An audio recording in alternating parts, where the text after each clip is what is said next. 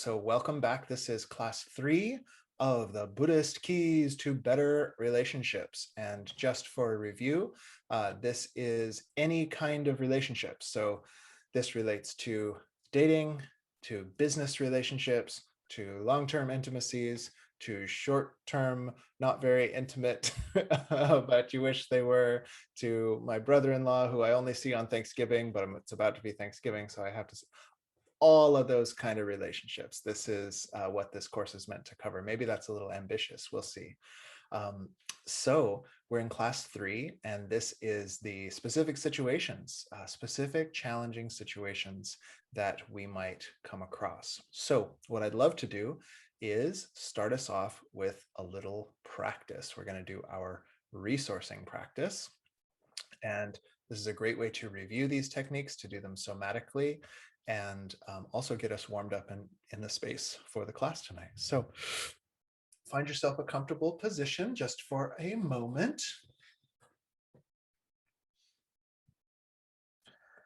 And just get here. Notice your body, your breath, your mind. Like me, you might want to take a couple of sighs. Just let that breath start to even itself out.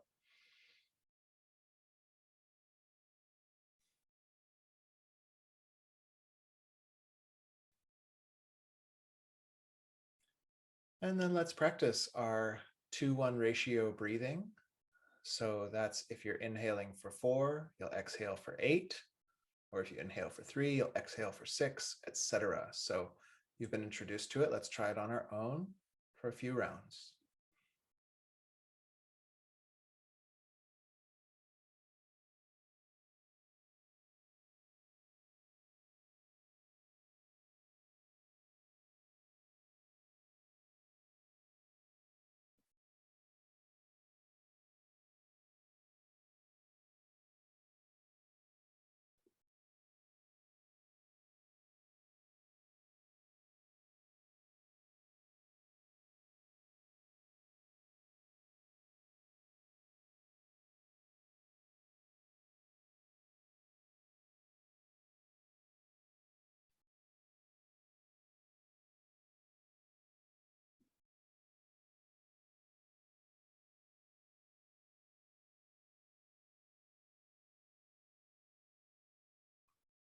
And letting go of that breath pattern.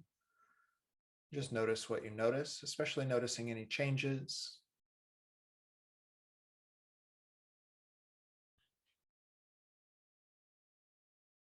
We'll also practice the resourcing with nature image. So imagining your power spot or peaceful spot or sacred spot somewhere beautiful in nature. And just in your imagination, feeling as if you were there. That's where you were sitting. Feel the resonance of that spot in your body.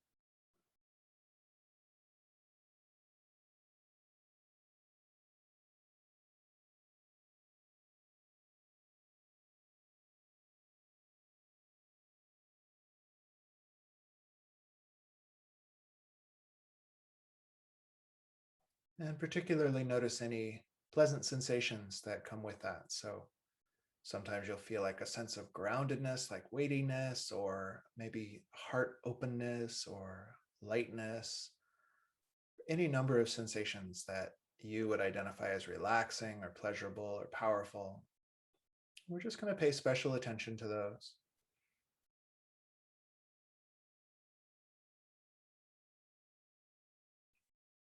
Or sometimes if you're very triggered or feeling very disorganized, sometimes even just finding a neutral sensation can be bring some ease. So just notice something that feels enjoyable or relaxing. See if you can somewhat magnify that sensation.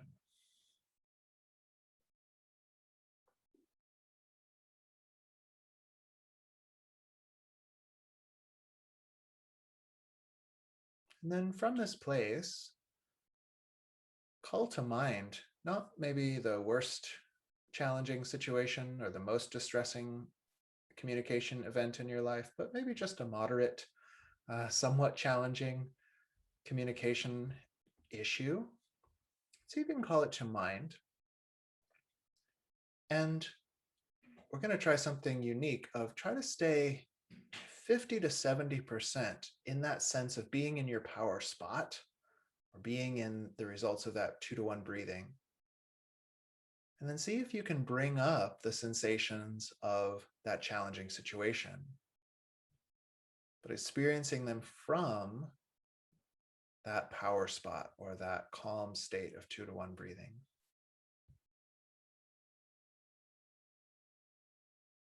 Notice what happens in your body or your breath when you bring up that challenging situation, but notice it from those powerful or grounded or lighthearted or neutral sensations that we had just invoked.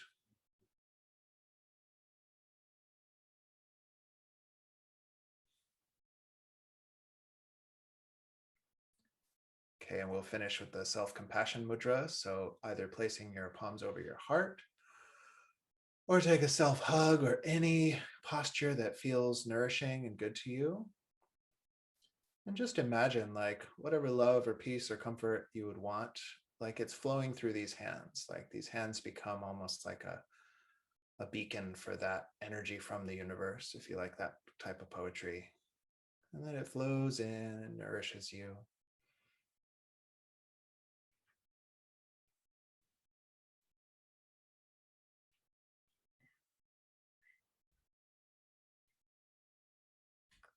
Good. Then letting that go. Take a couple of sighs.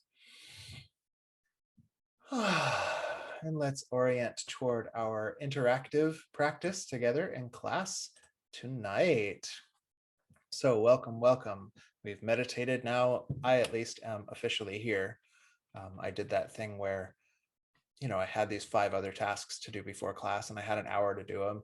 And then by the time I got done, it was 3 minutes to get the Zoom meeting on and get a drink of water and stuff. So I'm like, okay, get here. Oh, thank goodness we get to do meditation first. So here we are. And how was that for you? We did a couple of old elements and we added in a new element. Yeah. How did that go to pendulate from resourcing with a nature image or a power spot, and then bringing up the sensations of your challenging situation? Did that make sense to folks? So we've reviewed, we've done some practice. So now you got to help me out or else I have to make up a curriculum on the fly. I want to know, what are your challenging communication situations? And we're just going to dive in and see if we can apply these 3 tools to them and have some actual concrete ways to deal with it. So has anyone got one queued up? Is anybody ready to dive in and help me teach this class today? Yeah, that's a great challenging situation. And it's a great example because this thing I've been on lately is Crucial Conversations. If you haven't gotten that book and read it yet, everybody in the world has got to read Crucial Conversations.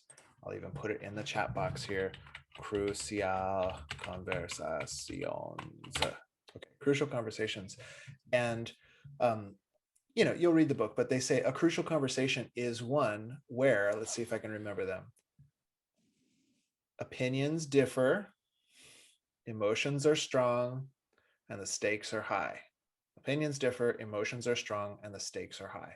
So, in a class like this, when I'm asking what are your challenges in relationship and communication, mostly what you're going to present to me are crucial conversations, right? But the interesting thing, just to kind of unpack the like, oh, he's not wearing his mask fully, you're feeling uncomfortable about that.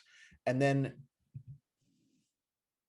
to be able to make a request matter-of-factly is actually kind of a big ask, and why? Well, because we're entering in this crucial conversation, like we don't know that he, maybe, okay, sorry about that. I arranged that alarm just to indicate what a crucial conversation feels like.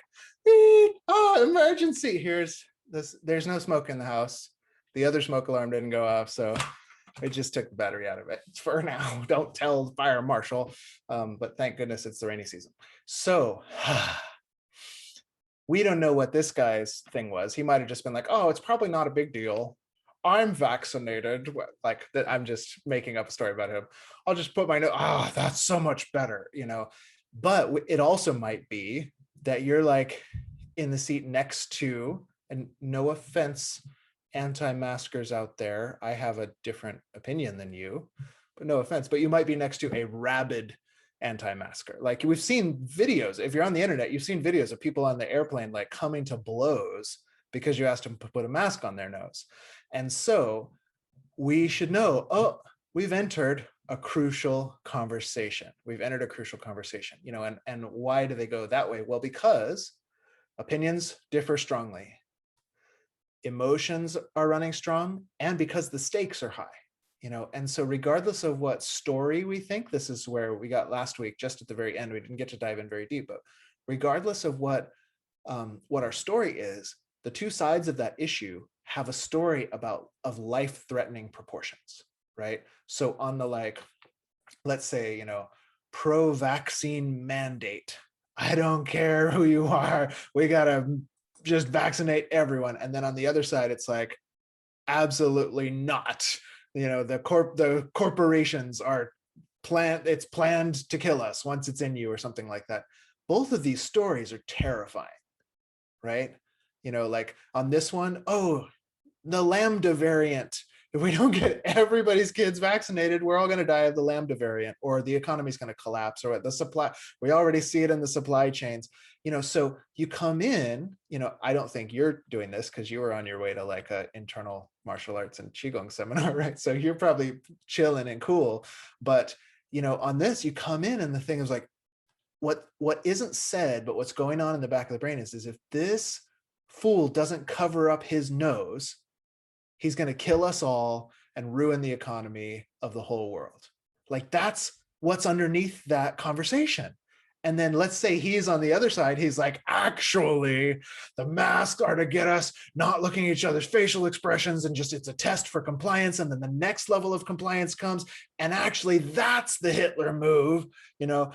And like, well, that's a terrifying thing too going on under there, right? And then and you'll see this if you look online, both sides think the other side is Hitler.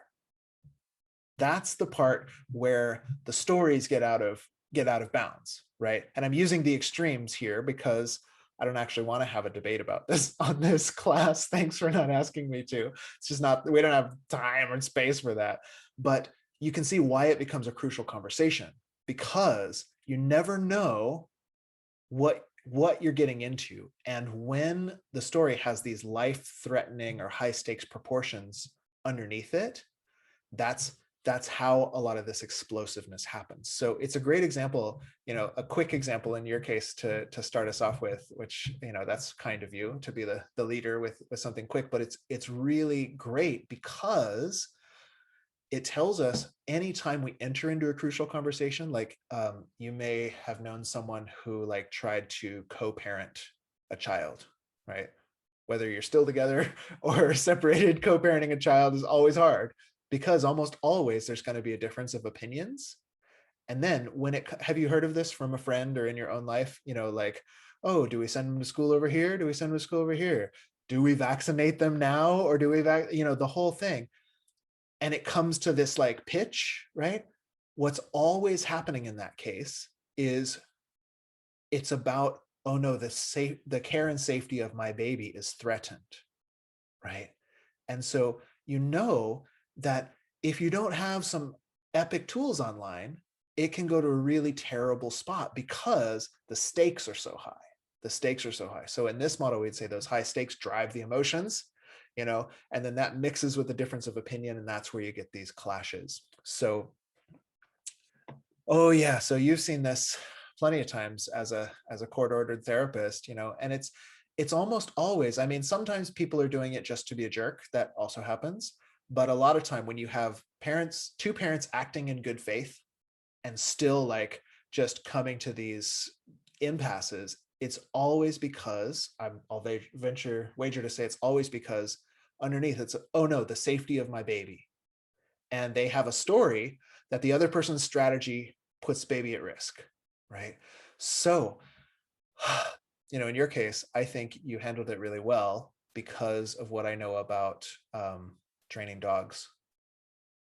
You don't go, oh honey, sit, because the dog knows you're trying to wheedle them.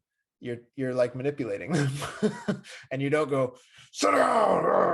I won't even do that one. I don't like it so much because the dog knows you're actually totally disorganized. You go, sit, and then when they do the thing, you reward them, right? You go, come, and when they come, you reward them. And then in this case, one way you can hack the nervous system is you go, would you please put your mask over your nose? And you've actually set the situation up where you didn't bring any of your disorganization. And so just like we talked about last time, you elicit a resourceful state from the other person. So that's pretty cool. That was a good starter example. Did that speak to anything for you, or are you just giving one away for the rest of us? Did that help at all? Yeah. Okay, cool. All right, that was a warm-up round. Let's hear the next level. You had the perfect setup of like, it's late at night, we're already tired. And then one thing that seems to be part of how men are acculturated, I think you said he, right? So yeah, so men seem to be acculturated that if we're on purpose and then we get diverted, it's really difficult on our nervous system to like recover from that. And so that's like, three big things. You're tired and like we're wanting love, and then he's like, oh hey, let's do the thing, and then who knows what's going on for him, right? But like he's proposing like, okay, I'm ready to open up for intimacy, and then of course you're like, oh, I also need to sleep, so remember this. But what that can feel like sometimes, especially in someone who's grown up as a masculine style, right, is that they've been like diverted from their purpose or from their like, oh, it's just going to open up to intimacy. And that can be a very hard trap to like squeak back open. And so yeah, so what I would imagine is that there's probably some bigger trigger or set of triggers that are underneath there somewhere. And so what do we do in the language I think I may have mentioned last week? We tend to, I'm borrowing this from those authors of the Crucial Conversations, right? Because you're in one and you're probably about to be in another one. But we'll tend to go to silence or violence. This is the fool's choice, that those are the options. And so what he's doing right now is he's giving you the silent treatment, right? Usually we do that in an attempt to like manipulate the person to coming around to our way of being, or like showing that we feel sorry or something like that. And that's not to like call him a manipulator. This is common human practice, and we've been trained that the best thing to do with upset, with distress, is to spread that around. Like if he can get you to feel as bad as he feels, then somehow that's a win for everyone. And it's just, the poor way that we've been trained. And it's a bummer. So what do we do about it? It sounds like you're going to need to have a crucial conversation with him. And what I might suggest are, so you already figured out how to use principle number one, use the inner resource, right? You did that in that first conversation, and you notice like, oh, that actually works pretty well. And then one of the problems is we have to go back and reapply that, because, you get a little vulnerability, but then, he might be having a vulnerability rubber band effect or something like that, like we open up a little bit and then we clamp down, or that night may have been when that vulnerability rubber band effect happened, for him. And so it's really like, we can't psychoanalyze our partners. They have to go to therapy on their own, but it can help us to do that kind of inquiry, to go like, oh, maybe he's not just trying to be a dick, or maybe it's not just that it's not going to work. It may be that like some little shock in there has been tricked, and with the right type of presence, you can actually help make him aware of it so he can do the work. Because that's the problem with these triggers, is that a lot of us, we'd like to do the work, but when we're triggered, that's never going to be possible. And it's not that we're trying to be mean, it's just really unfortunate in a lot of cases. I mean, some people are trying to be mean, get rid of them. We don't need that in our life. So what I might suggest is to invoke a crucial conversation, like, however, like, you'll know what language works for you and him. Is it like, hey, can we circle back around to the Halloween episode, or can we circle back around to the co-sleeping thing or something? Whatever's going to invite that collaboration. And the two tricks, because I imagine you have plenty of just basic grown-up communication tools to work from, but the two tricks that I would encourage, one is the thing you already figured out about vulnerability, that if you come with kind of like foregrounding your longing of actually like the fact that you want that presence and you're missing that presence, what that allows you to do is tell him what's actually up for you without it sounding like you're doing a make wrong. One of the quickest ways to make the problem worse, even though we're totally justified in it, is to say, hey, how you've been giving me the silent treatment lately? That's not working for me. And like, that's totally within your rights to say, but it may not get the response that you would want most. And so on the other hand, to say, and I would use like the classic nonviolent communication model of, I'm just making the observation, right? Hey, I notice it seems like you've been a little withdrawn from me, and I'm feeling sad, I'm feeling lonely, I'm feeling frustrated, whatever and the sense is like, you're giving him insight into your feelings because I want to be close to you, or I want what we had last week, or something like that. So that's the one extra that I would lead with, is to, as you're looking at it, like, err on the side of vulnerability, because I'm sure you're strong enough that like, if vulnerability is not appropriate, you can like make a boundary. And so you can lead with that, and a lot of time it will okay, so then that's your work. But a lot of time, instead of leading with something that can be interpreted as a who's right, or like, here's what you did wrong, that always sets the tone of the conversation to be not what you want, right?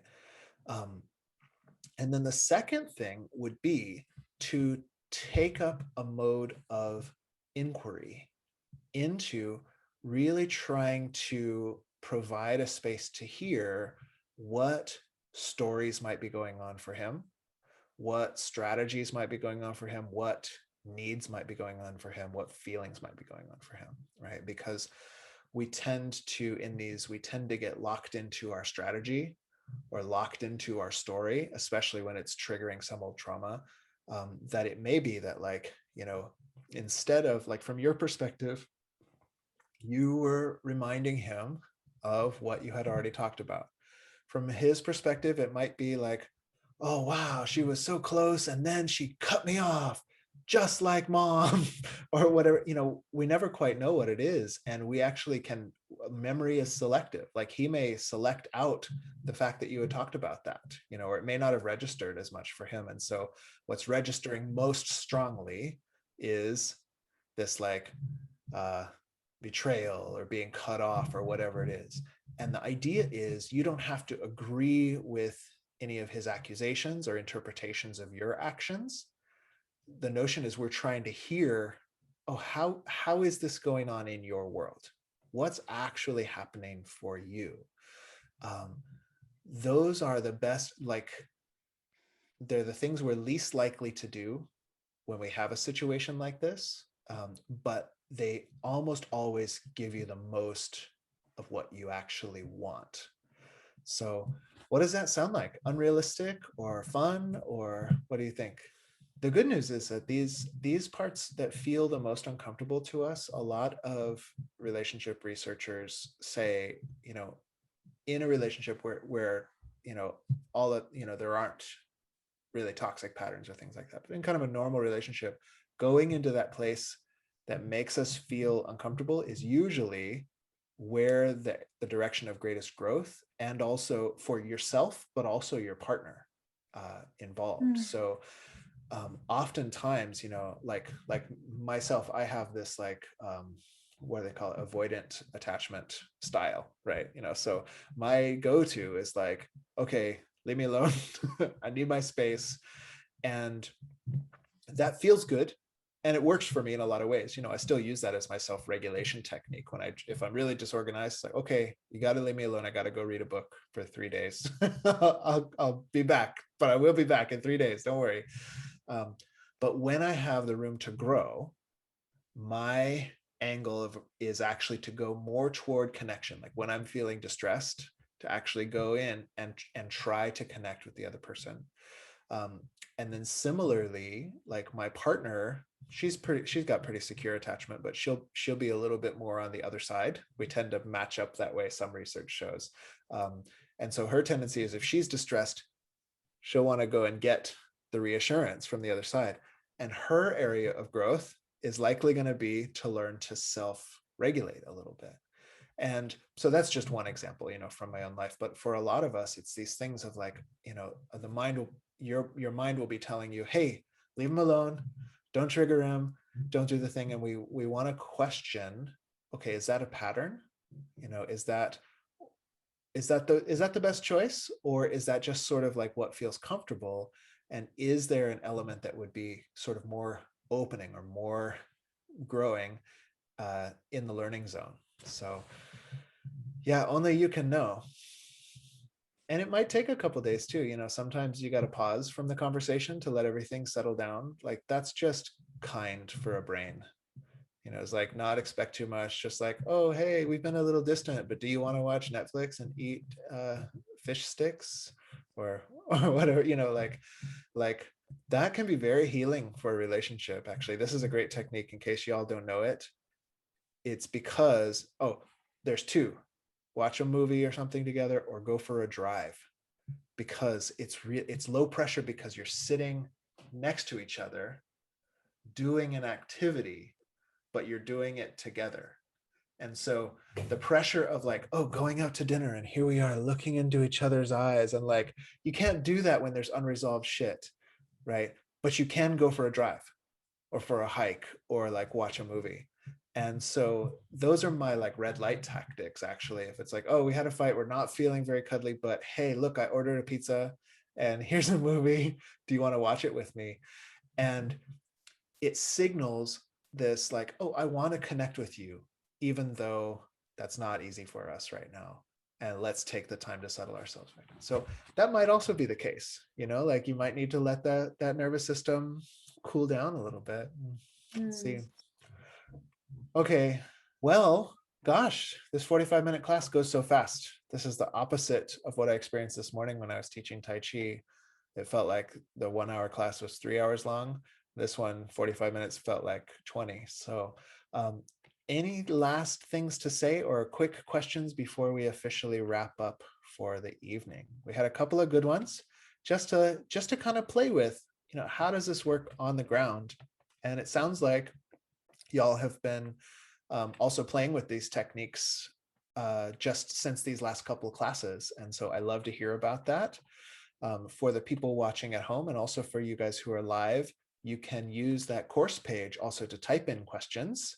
And I'm happy, I like to go back and look at the comments and stuff and answer little questions. So if there's something that's like didn't get addressed here, type it in, give us a report later. How did the resourcing with emotions work? Did it work as good as phobias? Etc. And I think that's all. Thank you so much for attending this class. It's really fun to spend time with you and just talk about this, my favorite stuff. So hope this helps you, and we'll see you in the next one. Take care.